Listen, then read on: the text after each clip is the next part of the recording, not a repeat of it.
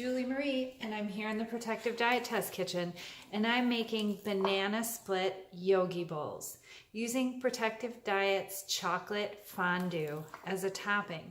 So we have our oats, our bananas.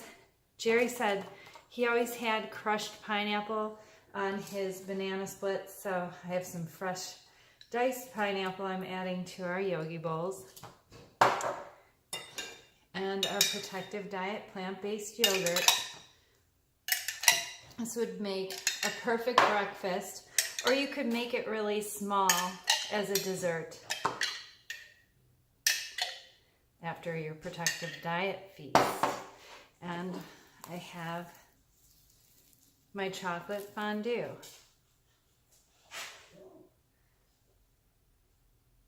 This is a double batch of the chocolate fondue, and as you can see, it gets thick in the bowl, but then when you stir it up, it'll drizzle over whatever you choose to drizzle it on top of.